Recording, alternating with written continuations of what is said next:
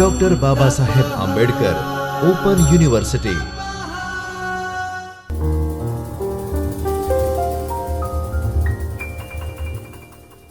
નમસ્કાર વિદ્યાર્થી મિત્રો, ડૉક્ટર બાબા સાહેબ આંબેડકર ઓપન યુનિવર્સિટીના ચૈતન્ય સ્ટુડિયોમાં હું ડૉક્ટર રોશની પ્રજાપતિ, આસિસ્ટન્ટ પ્રોફેસર સંસ્કૃત, આપ સૌનું હાર્દિક સ્વાગત કરું છું.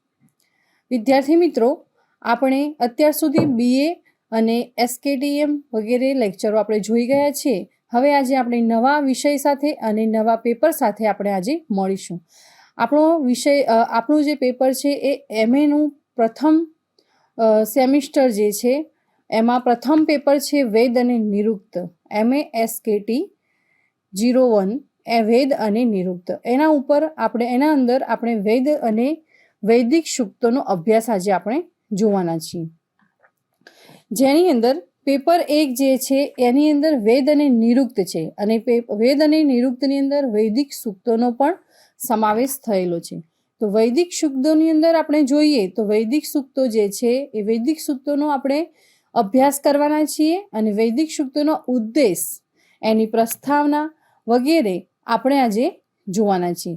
તો કે વૈદિક સૂક્ત જે છે એનો ઉદ્દેશ આપણે જોઈએ તો યુગાંતરથી ભારતીય આધ્યાત્મિક જીવન તથા સાંસ્કૃતિક ઉત્કર્ષને ઉદ્ઘાટિત કરીને સમગ્ર વિશ્વના જ્ઞાન પીપાસુઓની માનવ ભૂમિને પોતાની સંગીતમયતા, ભાવપૂર્ણતા તથા છંદો વૈવિધ્યની શ્રુતિ મધુર લહરીઓથી રસાપ્લાવિત કરનાર વૈદિક સાહિત્યનો પરિચય મેળવવો.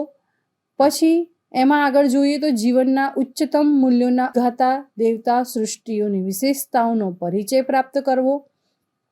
વેદ વિદ્યાના દ્રષ્ટા વશિષ્ઠ, વિશ્વામિત્ર વગેરે ઋષિઓનું તત્વજ્ઞાન, પ્રકૃતિ પ્રત્યેનો અહોભાવ તથા અદમ્ય રાષ્ટ્રભાવને આત્મસાત કરી આગળ છે કે સત્યમ, શિવમ અને સુંદરમનું અમોઘ પાથેય પ્રાપ્ત કરવું.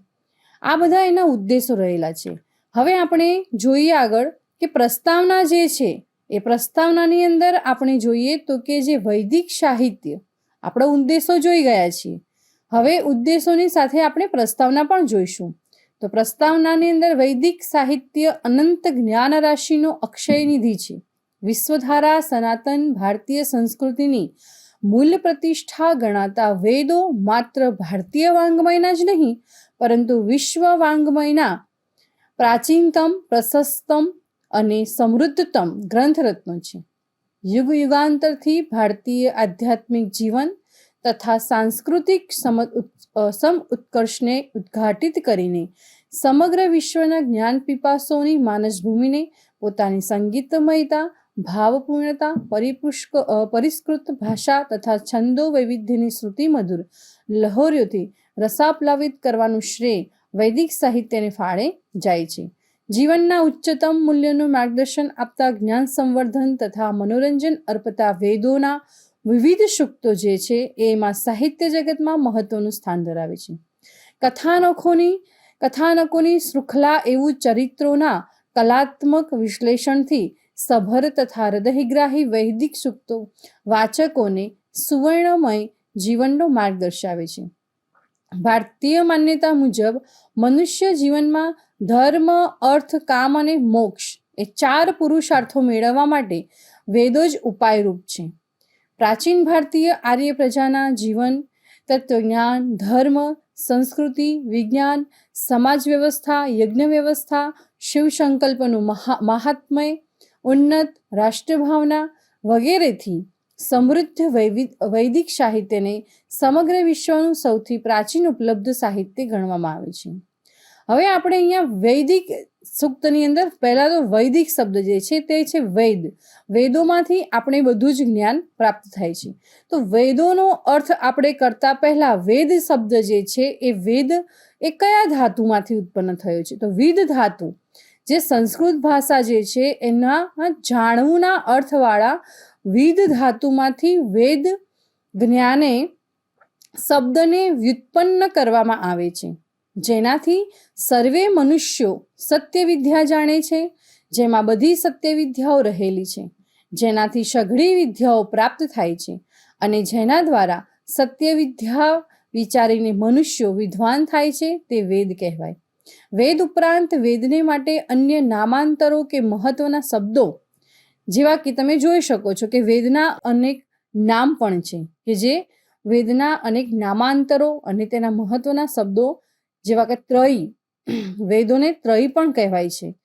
આમ્નાય, નિગમ, શ્રુતિ તથા સ્વાધ્યાય વગેરેનો પણ અહીં પ્રયોગ થાય છે. સૃષ્ટિની રચના થવાની સાથે જ ઈશ્વરે અનાદિ, અનંત અને અવિનાશી પરમ જ્ઞાનને ઋષિઓના હૃદયમાં પ્રકાશિત કર્યું. આમ ગૃત્સમદ, વિશ્વામિત્ર, વામદેવ વગેરે ઋષિઓ વેદોના રચયિતા કે કરતા નથી, પરંતુ એક દ્રષ્ટા છે.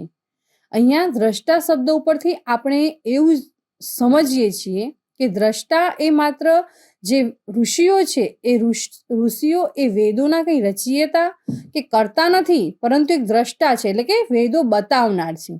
એટલા માટે તો અહીંયા વેદોનું અધ્યયન આપણે કરીએ છીએ અને વેદો ઋષિઓ, વેદો દરેક અને વેદો તરફ પાછા વળો એવું સૂત્ર પણ છે. તો જે વેદો જે કયા છે, તો વેદો 4 છે: ઋગ્વેદ, યજુર્વેદ, સામવેદ, અથર્વવેદ. નિરુક્તના ટીકાકાર દુર્ગાચાર્ય અને પ્રોફેસર આનંદ શંકર ધ્રુવના શબ્દોમાં કહીએ તો મૂળ આદિકાળમાં વેદ એક જ છે, પણ સ્વરૂપ ભેદને કારણે તેના 4 પ્રકાર પાડ્યા છે. એના 4 પ્રકાર પાડ્યા છે. યજ્ઞમાં હોતા, અધ્વર્યુ, ઉદ્ગાતા અને બ્રહ્મા આ 4 મુખ્ય ઋત્વિજો ભાગ લેતા હતા. તેમની માટે 4 જુદી જુદી સંહિતાઓ કરવામાં આવી છે, જેમાં છંદોદીબદ્ધ મંત્રોનો સમૂહ છે, એને સંહિતા કહેવામાં આવે છે. હવે અહીંયા આપણે જોઈશું સંહિતા કોને કહેવાય, તો કે જે મંત્રો છે એ મંત્રોનું છંદોબદ્ધ જે ગાન થઈ રહ્યું છે એને આપણે અહીંયા સંહિતા કહીએ છીએ. અને સંહિતાઓ પણ કેટલી છે પણ આપણે આગળ જોઈશું. તો યજ્ઞના અનુષ્ઠાનને ધ્યાનમાં રાખી જે ભિન્ન ભિન્ન ઋત્વિજોના ઉપયોગને માટે કૃષ્ણ દ્વૈપાયને આ મંત્ર સંહિતાઓનું સંકલન કર્યું.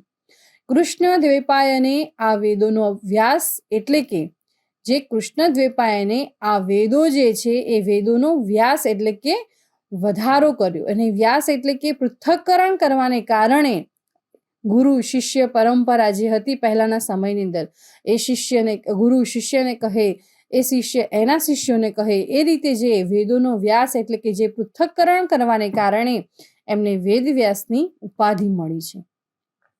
યજ્ઞના અનુષ્ઠાન માટે 4 પ્રકારના ઋત્વિજોની અહીંયા આવશ્યકતા હોય છે: હોતા, ઉદ્ગાતા, અધ્વર્યુ અને બ્રહ્મા. આ 4 પૈકી હોતાનું કામ ઋચાઓનો પાઠ કરીને દેવોનું આહ્વાન કરવાનું હોય છે. બીજા ઋત્વિજ ઉદ્ગાતા દેવોના આહ્વાન સમયે વિશિષ્ટ મધુર અને ઉચ્ચ સ્વરથી લયબદ્ધ રીતે મંત્રોનું ગાન કરે છે. ઉદ્ગાતાનો સંબંધ સામવેદ સંહિતા સાથે છે. શમયતિ સંતોષયતિ દેવાન અનેન ઇતિ સામન. અર્થાત શું કહે છે? શમયતિ સંતોષયતિ દેવાન અનેન ઇતિ સામન. અર્થાત જેમાં દેવોની પ્રસન્નતાને માટે સ્વર તાલ લયબદ્ધ અર્થાત ગેયાત્મક રીતે વાચ્છા કરવામાં આવી હોય એવા મંત્રો અહીં ઉપલબ્ધ છે. ત્રીજા જે છે એ ઋત્વિજ. ઋત્વિજ અધ્વર્યુ યજ્ઞવિધિ કે યજ્ઞોના કાર્યોને સંપાદિત કરે છે.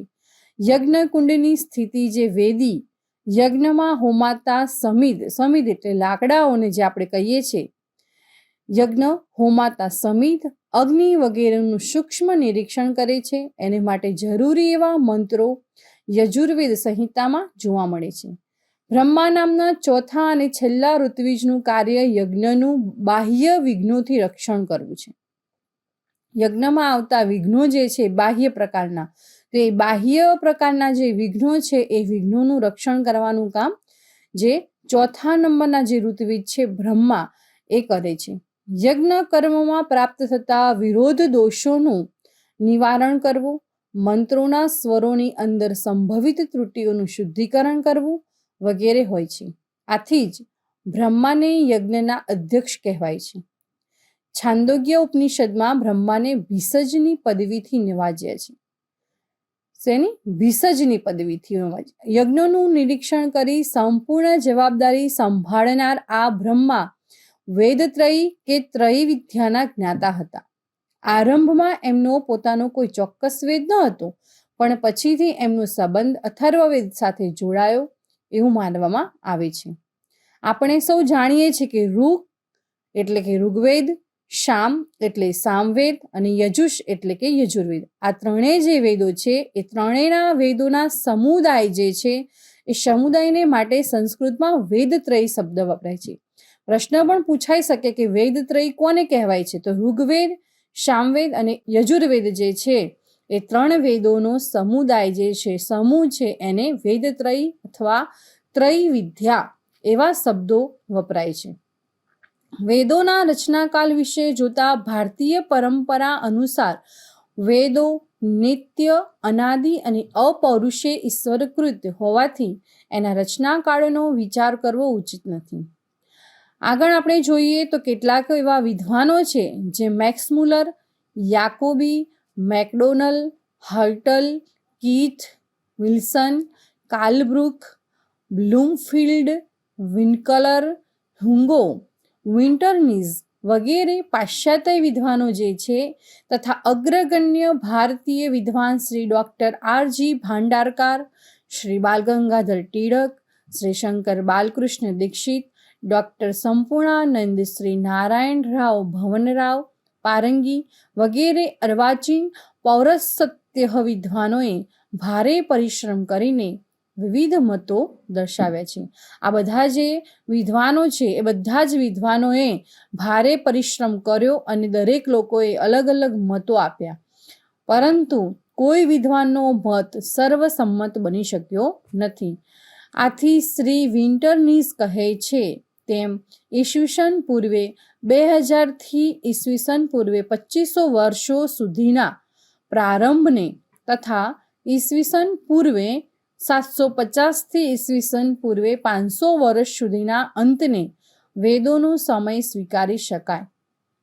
શ્રી અરવિંદ પોતાના શબ્દોમાં પોતાનો જે ગ્રંથ છે the sacred of the Veda આ નામનો જે ગ્રંથ છે એમાં યોગ્ય જ એવું નોંધે છે કે we can not say to how much early a date our Vedas may be carried but there are certain consideration which justify us in supporting for it an almost enormous entry. આ જે વાક્ય છે એ પોતે અરવિંદ છે એ પોતાના ગ્રંથની અંદર લખે છે અને વૈદિક સૂક્તોમાં આવેલા જે વેદોનું મહત્વ છે એ વેદોની અંદર કઈ જગ્યાએ અને કેવી રીતે વિવિધ મતો જે અહીંયા છે એ મતોનો અહીંયા ઉલ્લેખ જોવા મળે છે. આ જ રીતે આપણે આગળ હવે જે વેદો છે એ ચાર વેદોનો અભ્યાસ આપણે કરીને અને ચારે ચાર વેદોની અંદર કેવી રીતે એને અલગ અલગ વિભાજન કરવામાં આવ્યું છે તે આપણે આવતા લેક્ચરની અંદર આપણે નેક્સ્ટ લેક્ચરમાં આપણે જોઈશું. ત્યાં સુધી આપણે અહીંયા વૈદિક સૂક્તોનો અધ્યયન જે છે તે આપણે વૈદિક સૂક્તો અને તેનું કેટલાક સૂક્તોની અંદર કેટલાક ઋષિઓ, વેદોના અર્થ, એના ઉદ્દેશો અને કેટલાક જે વેદોના અલગ અલગ નામાંતરો થયેલા છે તેને આપણે જોઈશું. અસ્તુ, ધન્યવાદ. સ્વાધ્યાયઃ